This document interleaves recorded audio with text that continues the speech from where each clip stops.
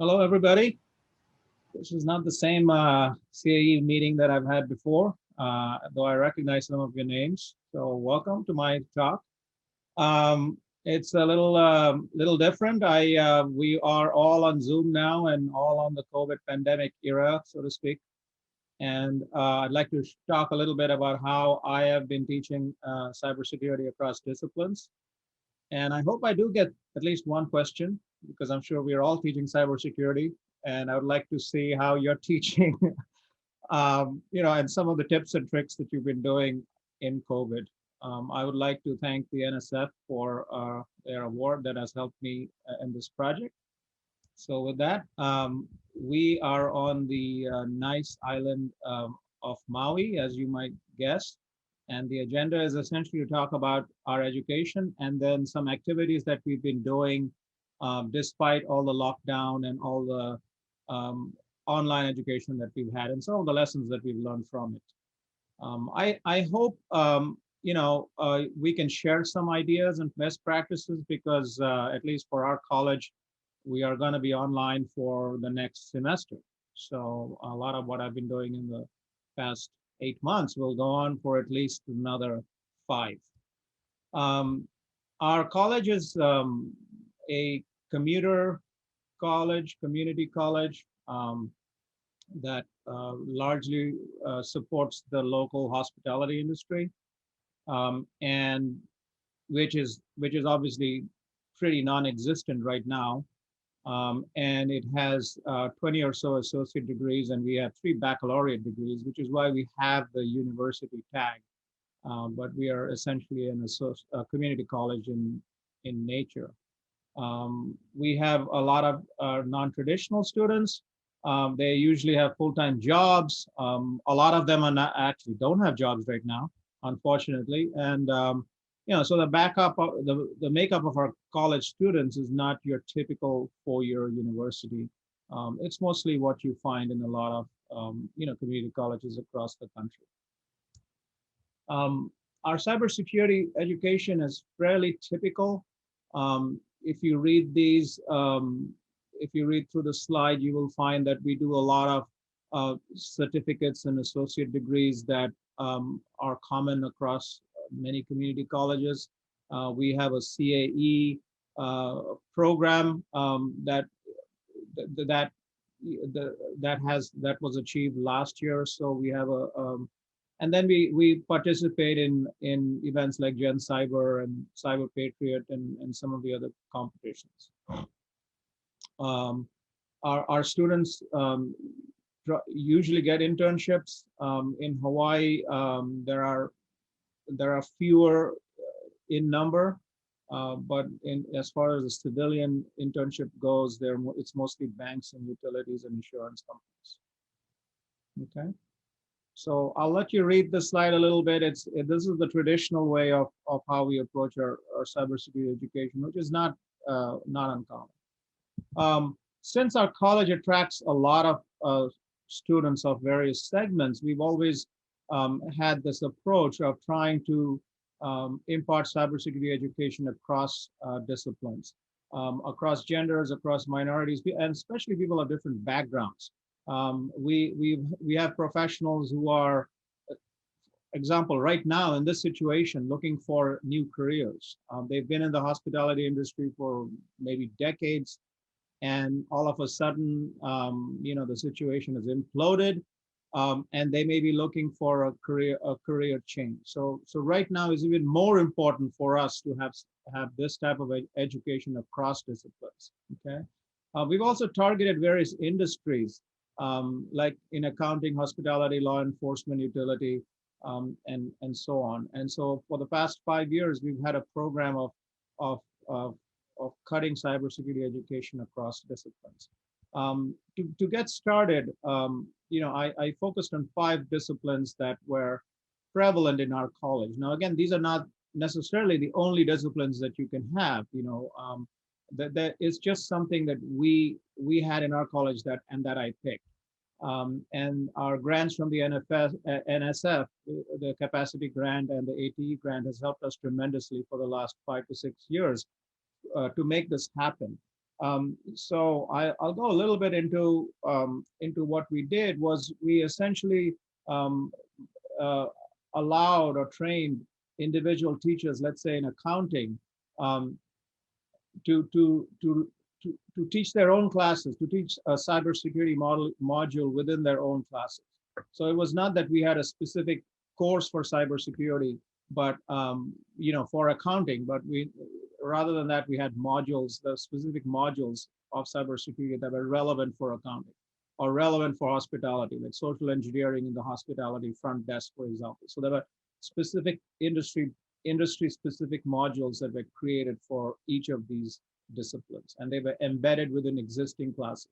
So that was one way of disseminating the knowledge across these programs without having to create custom niche courses for each of these programs. That helped a little bit in actually getting things started. This is just a list of the types of backgrounds.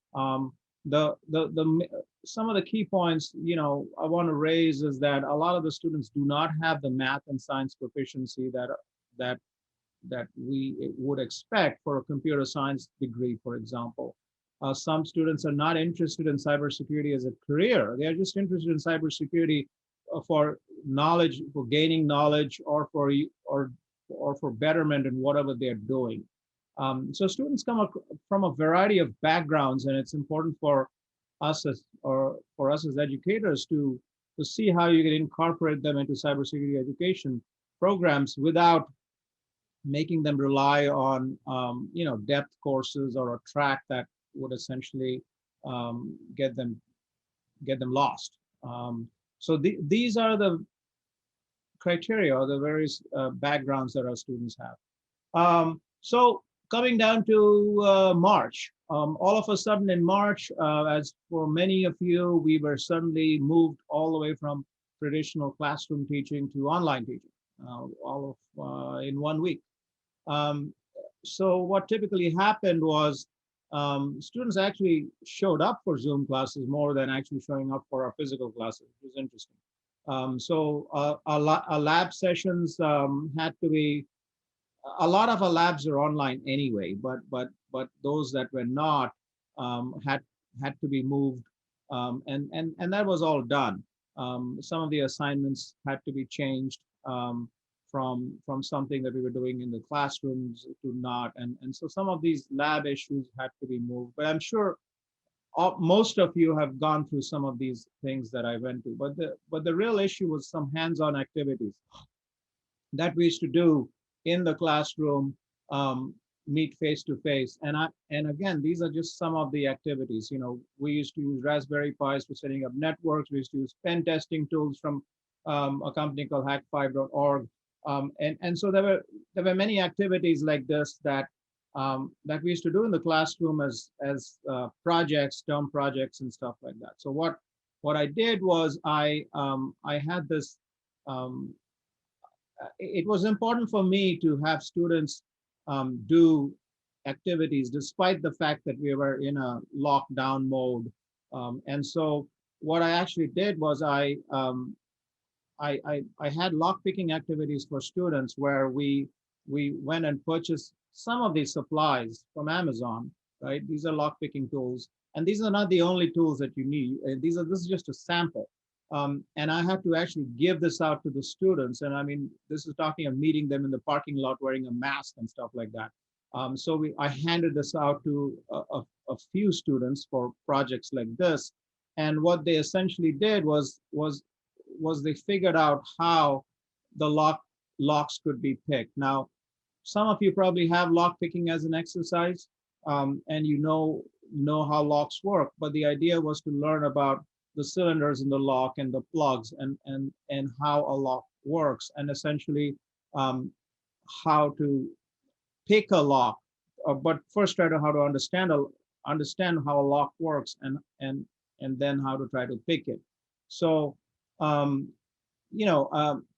this involved obviously distance education, giving some YouTube videos and some instruction materials and things like that, but also giving them these kits, right? Like that like this is um, a, a torque wrench that you have to use, that you have to imply, and then there's a pin and a torque wrench that you have to insert into the lock to make it, to open it, right? So a lot of these hands-on activities were actually not done in classroom and face-to-face, but actually done like we're doing right here in Zoom. Um, I had once I gave the kits over, I had Zoom sessions where I had to actually, train or help teach the students how to do it. It wasn't the most convenient way of teaching lockpicking, but it was one way to do it. I also felt that the students actually had something to do that was hands-on. And I think they also liked the fact that they were engaged in learning an activity like lockpicking, which is actually very, very much related to cybersecurity because it deals with physical security and perimeter security and things like that. So what are some of the lessons learned? Um, let's see. Sorry. I mean, we didn't have a choice but to use Zoom and online education. So that was one thing. So we were stuck with that system. We still are stuck with the system, and so one of the issues was that the students had to engage in this environment. They had to adapt to this environment, and they had to learn on their own pace, and with whatever tools they had. Um, they liked hands-on activities, especially students who are new to cybersecurity and who are learning about cybersecurity. They actually liked the fact that lockpicking was actually a relevant activity and something that could give them insights into what the concepts of cybersecurity. Um, I could extend lockpicking, for example, to perimeter security and cryptography and things like that. And then I had other tools like the Raspberry Pi and pen testing tools that I've also used. Finally, a lot of our students are actually learn to adapt and survive and thrive. So it's been a good experience for them. It could have been better if if you had met in a classroom environment, but I think the Zoom environment and the online environment, supplemented with these hands-on activities, has given them a fairly good education in cybersecurity. That's pretty much all I have.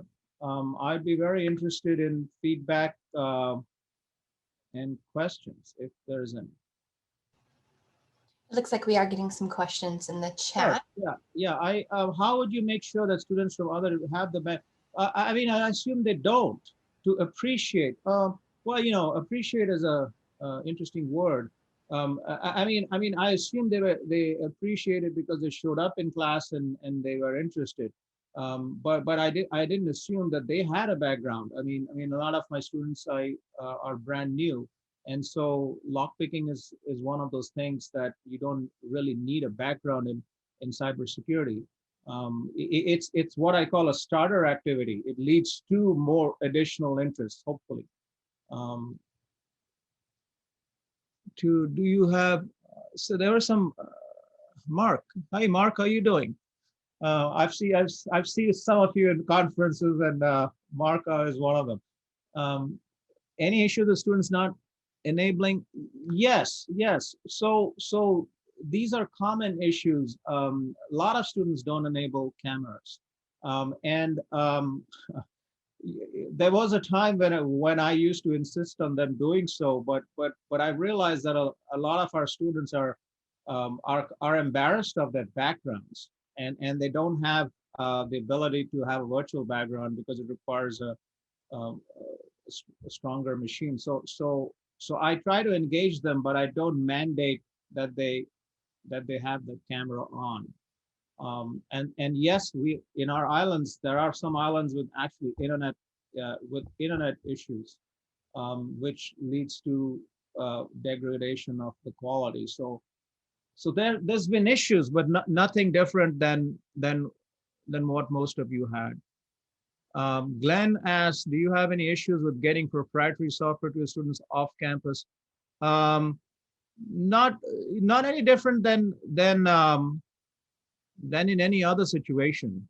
you know, giving it was the hardware that was really an issue in COVID. I mean, how do you give a Raspberry Pi to somebody else? So typically I used to meet them in the parking lot and you know, we used to wear masks and stuff like that. But right now it's more of an issue of giving physical objects, distributing physical objects to a class than software. The issues about distributing proprietary software is the same as it was before. I mean, I'm not saying it's easy. Do you use a second camera to show your physical desktop for lock picking? Yes, I mean I do use two machines. I have you know, to get into Zoom, I use one machine like I'm doing right now for broadcasting, and another machine and a camera for any specific thing that I might be doing. So yes, two machines are useful. So Frank had a question. Oh, yes. Okay, so everybody can read some of these questions, so I will not read the whole thing. I used to, right.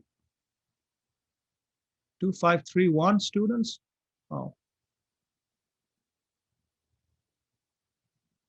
great. So a lot of software and online tools are fine. You know, one of the challenges I had is to actually distribute physical items. And that is really what I was trying to bring about in this lecture was like a Raspberry Pi or cables and things like that. I think the kind of stuff that we're all used to in a physical lab environment.